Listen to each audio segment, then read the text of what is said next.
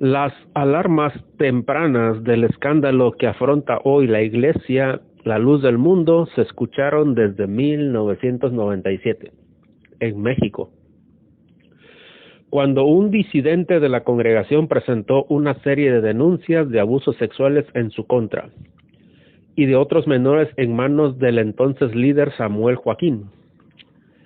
El denunciante Moisés Padilla Íñiguez, comerciante de Guadalajara, quien estuvo vinculado 18 años a la Iglesia Luz del Mundo, relató cómo fue violado en 1981 por Samuel durante un paseo a Puerto Vallarta. Tenía 17 años. Esta es la tercera parte del apóstol violador. Padilla declaró ante la dependencia que supervisa los grupos religiosos en la Secretaría de Gobernación de México que la invitación de Samuel fue un honor para él. A su padre Primitivo Padilla le extrañó, pero le dio permiso con la advertencia de que se cuidara mucho. Recuerda.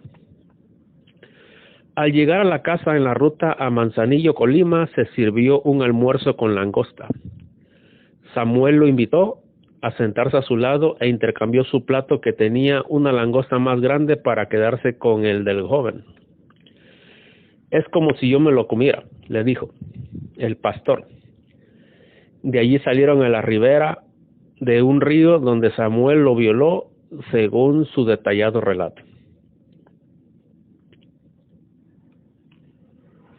Tanto Aarón, Joaquín, como su hijo Samuel y su nieto Nazón han afrontado denuncias de abusos contra fieles de su iglesia, la Luz del Mundo. Sigue diciendo Padilla: no intenté hacer nada en contra de su persona, por su figura espiritual y por el temor reverencial que le tenía. Yo le dije a él que ese era un gran acto de homosexualismo, y me respondió diciendo que él era un ángel y que los ángeles no tenían sexo, que no me sintiera mal, que al contrario me sintiera un joven aventurado por haber sabido los secretos del siervo de Dios, declaró Padilla ante la Secretaría de Gobernación. 9 personas más denunciaron los presuntos abusos de la Luz del Mundo, pero las investigaciones quedaron estancadas. Ante el silencio de la Procuraduría, las víctimas hicieron manifestaciones públicas y huelgas de hambre que no tuvieron ningún efecto. En febrero del año siguiente, 2 hombres se presentaron en la casa de Padilla en la avenida Álvaro Obregón de Guadalajara con el pretexto de que venían a detenerlo en nombre de una autoridad. Cuando Padilla se percató que no tenían orden de aprehensión, se dio a la carrera e intentó ocultarse en la casa de un amigo, pero los hombres le dieron alcance y lo subieron a un automóvil. Padilla fue secuestrado y torturado. Recibió 42 heridas con un cuchillo, según el reporte de Servicios Médicos Municipales de Tonalá, Jalisco. Acusó directamente como autor intelectual a Samuel Joaquín Flores, alias el Siervo de Dios, dijo entonces Padilla a la periodista de Univisión, Atsiri Cárdenas Camarena. Los voceros de la iglesia calificaron de falsas las acusaciones y las investigaciones quedaron en el olvido y la impunidad.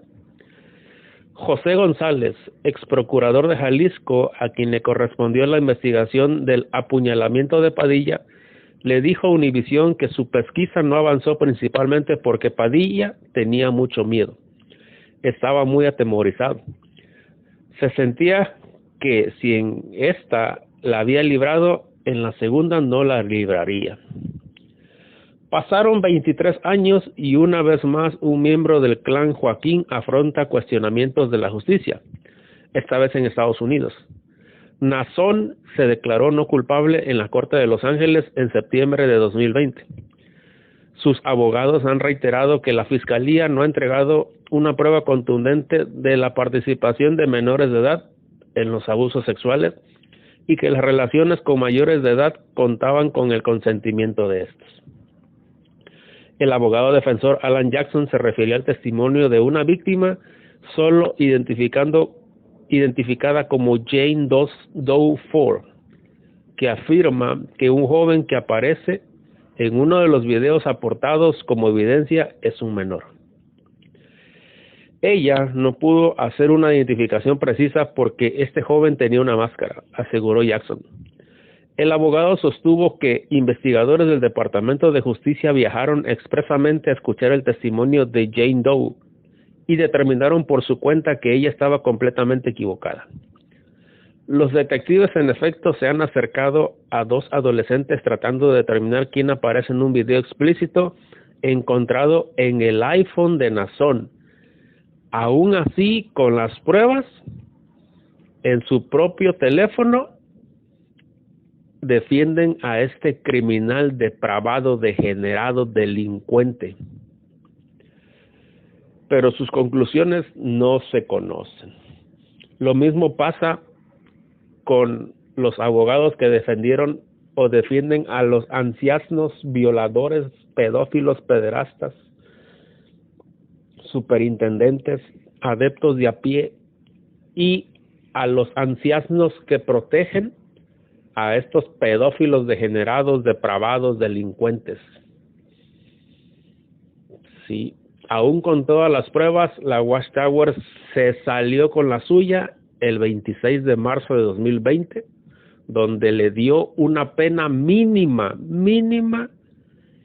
a los ancianos que protegieron y ocultaron el abuso sexual de una menor por más de 10 años. Pero hay una gran diferencia. El cuerpo gobernante son 8, perdón. La Watchtower es muy poderosa, económicamente, materialmente, y como dijo David Desplein, sobornar a los jueces fuera de los tribunales. Fue un gran soborno para dar una mínima sentencia a estos delincuentes. Pero lo podrá hacer Nason Joaquín García, el Hijo de Dios, el varón de Dios. ¿Podrá sobornar a los fiscales y tener una sentencia mínima? Vemos que no tuvo la capacidad económica para sobornar a los fiscales fuera de los tribunales.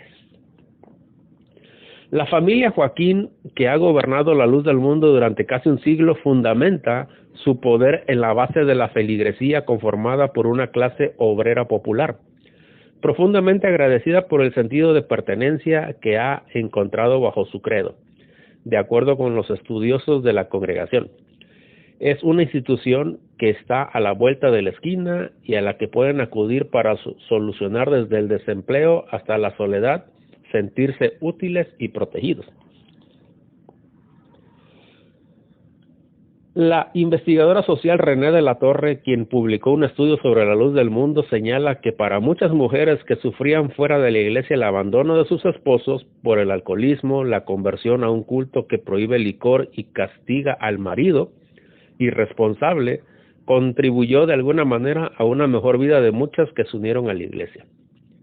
La religión no funciona tanto por miedo. Es poderosa simbólicamente, que en realidad funciona más porque está revestida de elementos trascendentales de gracia. Sergio Mesa, quien fue pastor de la iglesia, cree que los líderes de la luz del mundo se aprovechan de esa creencia y de la ignorancia de sus seguidores, presentándose como personas de origen divino, lo mismo que hace la Watchtower y su cuerpo gobernante. Oiga usted hablar a Nason cuando está predicando. ¿Qué le haya? ¿Qué gracia? ¿Qué talento? Estar pegando de gritos cualquiera lo hace. Soy el apóstol, soy el elegido, y cuantos creen en mí los llevo al reino de los cielos. En eso se basa su prédica, pero no tiene ninguna educación, dijo Sergio Mesa. En la cuarta parte veremos las otras víctimas.